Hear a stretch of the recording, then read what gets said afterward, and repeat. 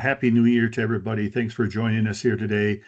And we are going to be tackling a critical question is why do so many business owners wait too long to plan for their exit? So to kick things off, what I would like to do is ask all of you that are listening to this program today is, have you ever wondered why you might be leaving, what you might be leaving on the table by delaying your exit planning? So I've always had a saying is numbers don't really ever lie. And when you take a look at the statistical data, that only 20% of businesses that go on the market sell, only 30% actually transition to the next generation. These numbers are real. Any M&A or investment banker could tell you really what happens out in the real market. Over 50% of all businesses that actually have an offer end up reducing the value of their organization based on the fact that they haven't done due diligence preparation before they get ready to sell their company. So this is why I feel it's so important to plan your exit ahead of time. And that way you're prepared, the business is prepared, and you can move forward. So let's ponder that question a little bit, and let's talk about a live scenario that I wanted to share with you. Excuse me, a little bit of a rough throat today. So I worked on a case a number of years ago with a business owner, and leading up to us working with him, it took a number of years to get him to really kind of engage and get things moving. He was always busy with what was happening day to day. There was always a fire that he had to put out. There was always another opportunity that they needed to chase after, right? And go after. And so, long story short, he kept doing that. And then all of a sudden, he decided that he was ready to get going. So, we did do some work. At the end of the day, he ended up leaving a few $1 million on the table because the business was not ready for a full transition. And the business just, didn't get the value that he really wanted to get out of it. That certainly impacted his financial future in a way that he did not anticipate. And it also impacted what he wanted to leave for his family once he was gone. So I just think it's always good to take a look at what exit planning is. We're going to talk about that today. And I think what we can do is maybe clean up some of the myths that are out there. So what I'd like you to think about during this session is I would encourage you to kind of reflect on your own journey. Like, where are you right now? Where do you think your business is right now? And let's try to make sure that you start thinking about, let's not make sure you don't wait to the point to this is an urgent thing. Like, I need to sell the business by the end of the year because, and then whatever that because is. And so that's what we wanted to chat about today and kind of move things forward. So let's just kind of kick in and let's talk a little bit about what is exit planning paradox, right? Everyone plans to exit, but few plan ahead. And you can see some of the data. 73% of business owners plan to exit in the next decade. Well, that's quite a few. Doesn't surprise me at all because still the majority of business owners are baby boomers and they want to transition out of their business, right? But only 63% say that it's too early to plan now. So what that means is that you're really kind of sleeping or you're leaving money on the table is what you're doing. And that's not always a good thing to do.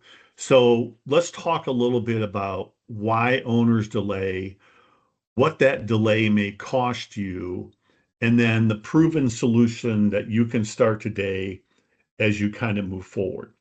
So when we talk about the paradox, we're talking about what are some of the reasons why owners delay. And a couple of the reasons are they're too busy in the day-to-day running of the business. This is pretty common in most businesses. And so we have to do what we call is de-risk you from the organization.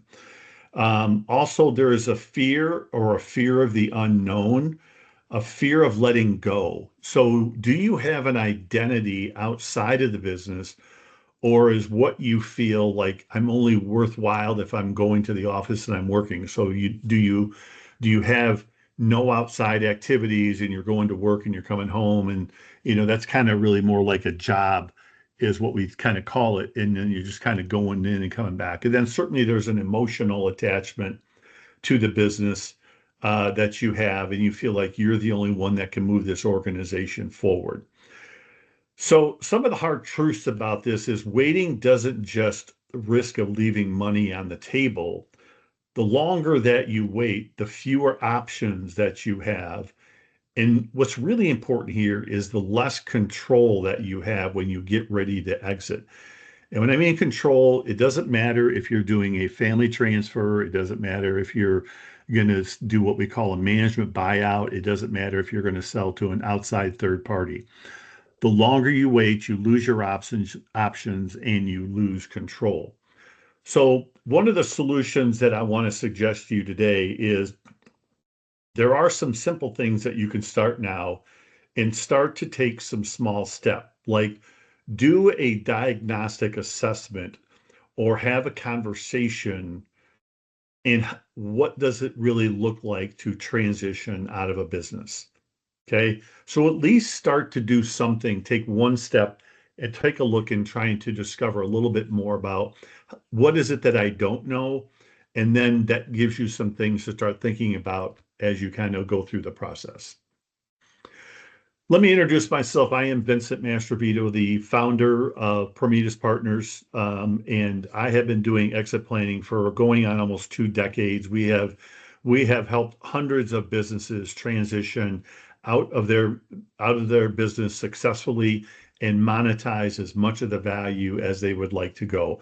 Usually, just as a quickie, most businesses can get at least 2 times their value if they plan 3 to 5 years ahead of their exit and really get the business in a really good position. So ask yourself this question as we kind of go through our discussion today is, what does a successful exit look like for you personally?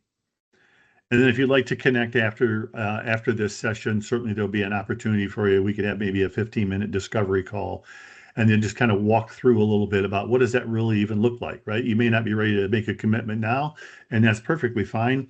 But I think by having the conversations, it helps you to make better decisions and then pull the trigger when you get ready.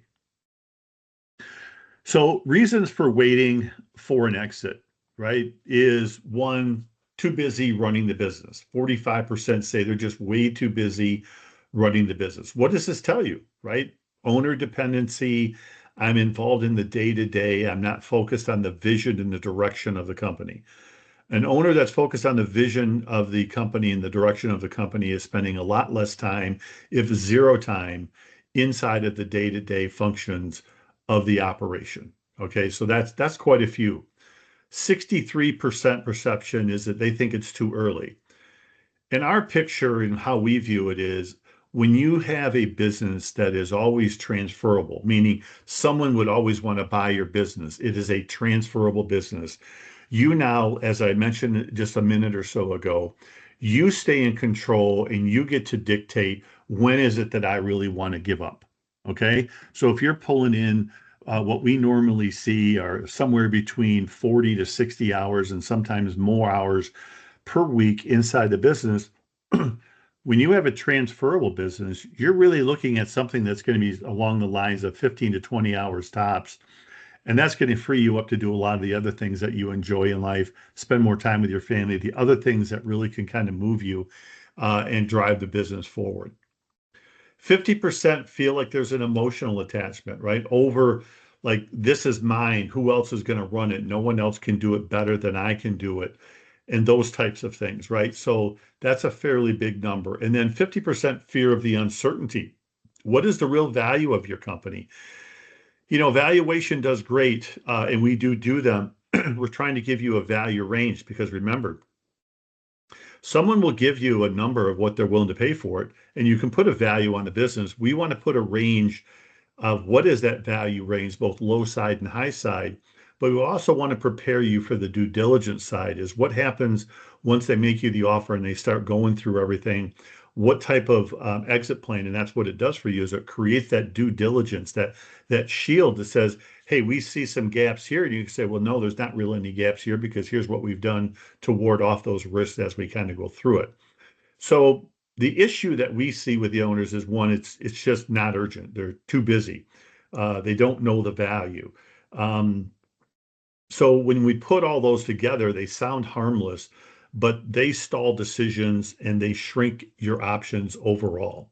So running the business feels urgent, more urgent than planning for your overall exit. And the goal here is to try to create a business that is fully transferable, that is not dependent upon you. And then it's a lot easier to sell the business. I just read an article that came to me through the email this morning. It was very interesting. It was this happened to be a dental practice, and it's really applicable to any business. So this gentleman buys this dental practice and he calls it like a two-chair dental practice, right? So he built it from a two-chair to a 10-chair dental practice. So a full-blown, very scalable or large dental practice. And then he went from working 5 days a week to 4 days a week to 3 days a week to 2 days a week, and then down to basically working on the business. He did no dental work. The reason why I share that with you is when he brought the dentist in to buy the business, he had no earnout money because he made the business so it was not dependent upon him. So the number he got for his business was paid to him in cash. He had no more risk. They wired the money to his account and off we go. So again, the more transferable your business is over time, the easier that it is. These don't happen in 30 or 60 or 90 days. You have to work on them over a period of time. And when you start taking small steps, little by little, it's a lot easier to flow through it and get it done because you're taking small tasks over a period of time. So let's talk a little bit about how waiting could cost you and cost you big, right? Low close rates, right? They could go down 20 or 30%. You have forced exits that are about 50%. Then you have some value erosion, which could be another 20 to 30%. And then certainly you always have some of the owner regret. So delay, again, compresses deal timing, erodes your bargaining leverage or power, right? And it increases the odds that you will exit under pressure and not on your terms. And even though I say that 5 to 10 times during this conversation today, I really want to drive home that it really is about staying in control. And one of the things that you can do as a business owner is to de-risk yourself from the business. Here's a suggestion. I want you to make a list of the top 10 things that you do in that company every day and start taking a look at one thing that you can get rid of over the next 90 days. Like this could be delegated to somebody else. I don't really need to be doing it. Once you do that, the next 90 days, I want you to do the same thing with one more thing and then keep going until nothing is on your list. Okay. So you have to take a look at this in the context of if you had to make an exit within the next 12 months, which is a very quick decision, what value drivers would you wish that you fixed today?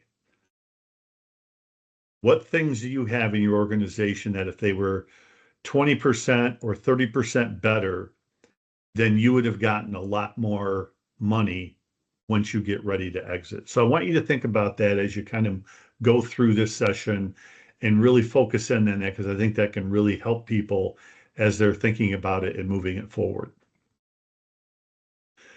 Many owners have regret, and it's not just from the financial perspective. It's about missed opportunities, again, loss of control, loss of, hey, where do I belong? And so when we're talking about some of these things, we really want to make sure that the business it doesn't identify you, like the business isn't you. And when you go through some of these things and you really start taking a look at the business, it's about how can other people run this organization without you there on a day-to-day basis. And we don't want to have to, or you don't want to have to put yourself in a position where you're selling it too soon, certainly selling it too late, or you left some money on the table, which would have allowed you to live more of the lifestyle that you're really trying to live and move forward. So when you sell your business, you should be able to maintain the current income or greater income than when it was when you were running it. So think about it. All the risk that you have is in the business. If you had to retire today, how much of the business value do you need in order to sustain your lifestyle?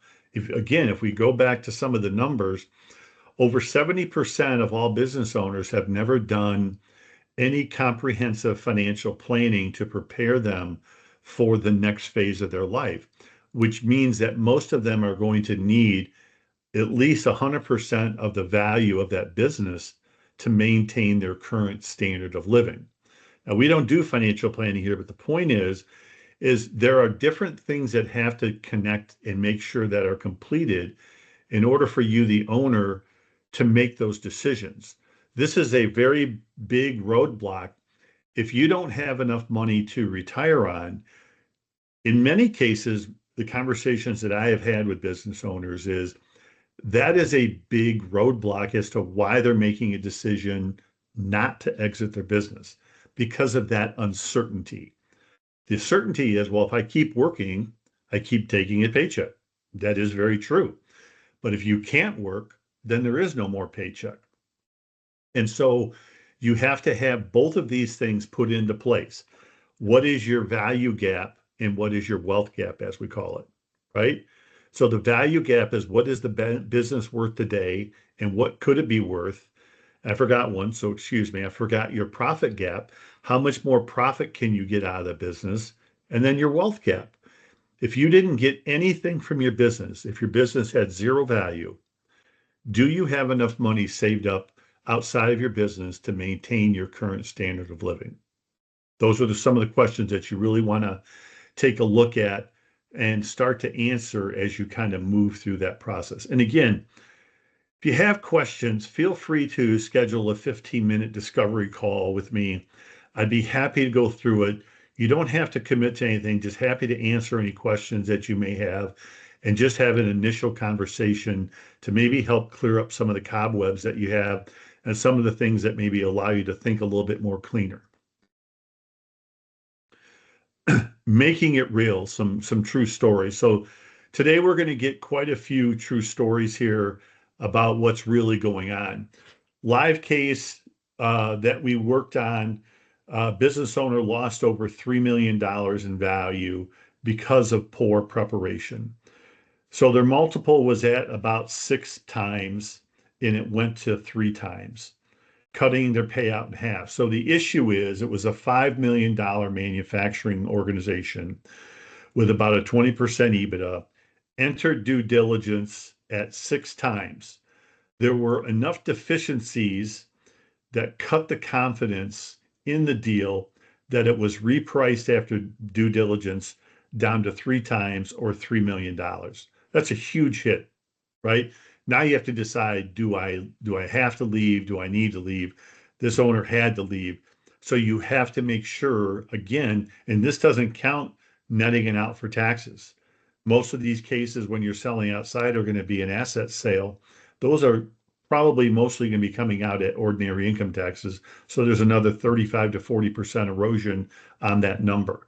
So we have to take a look at what is inside the company that is really going to spark a lower rate once you go through a due diligence. And that's what an exit plan will help you with, is it's going to not only help you understand what the value gap in your organization is, but it's going to help you understand, how do I prepare for due diligence and how do I make sure that I can move forward with it? Because these are some pretty big and significant reductions in the overall value. And it can have an impact not only on your decision, but what your lifestyle looks like. If you're going to take all the risk of running a company, any debt that you carry, the machinery that you buy, the building that you may have purchased, the employees that you employ, all the benefits that you have, and everything that is entailed inside of a business, that is a huge commitment. It is also a huge risk, right? Because you are the one responsible for it. By taking all that risk for 20, 30, 40, 50 years plus sometimes, right? You want to make sure that you're getting paid for what we call the sweat equity and the risk that you take. And how do you do that?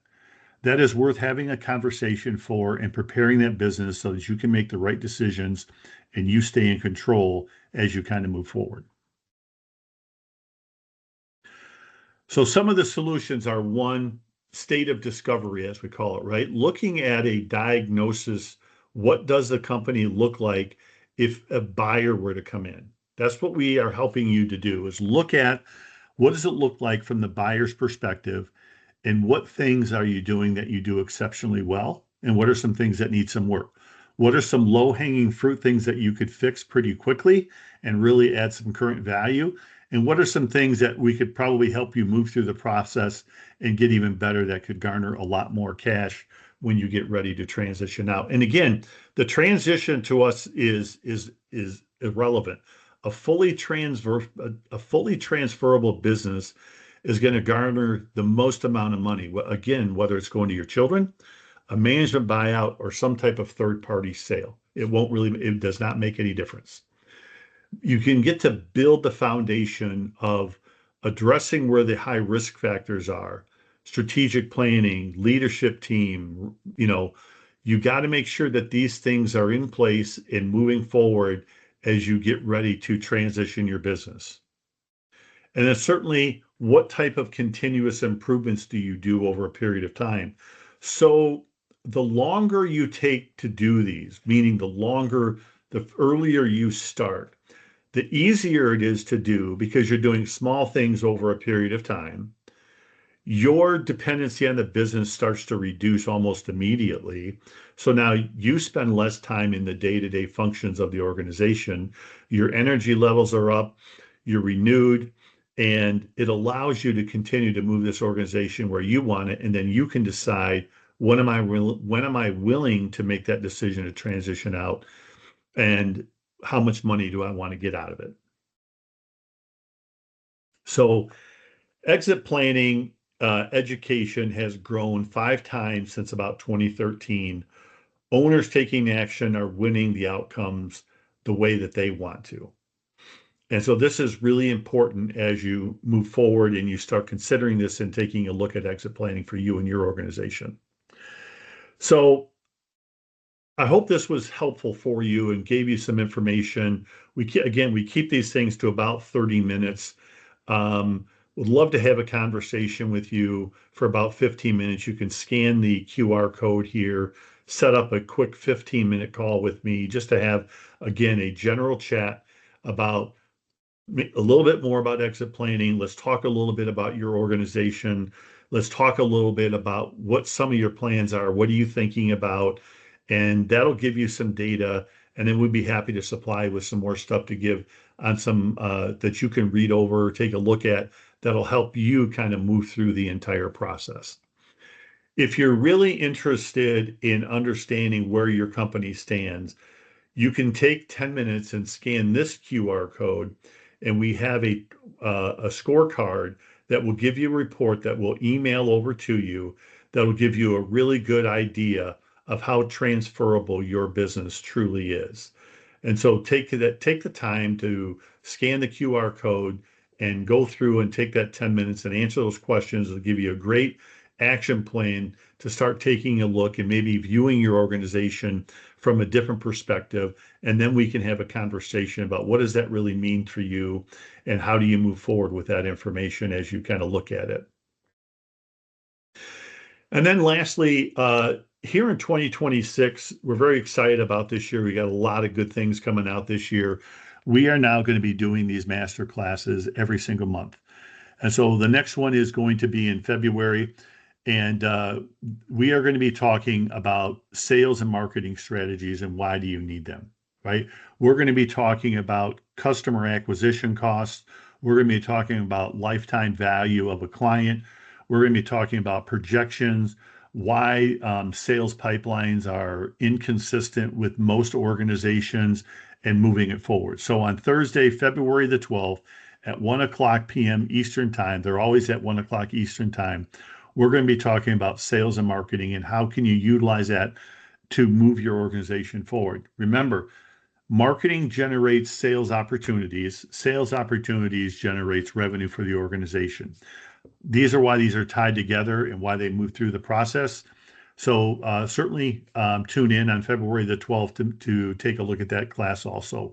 You can register for that today through the QR code, or you can go to our website and register there. So we hope to see you on February 12th for that. I want to thank everybody for being here today. Again, hopefully you got some good information out of what we had today.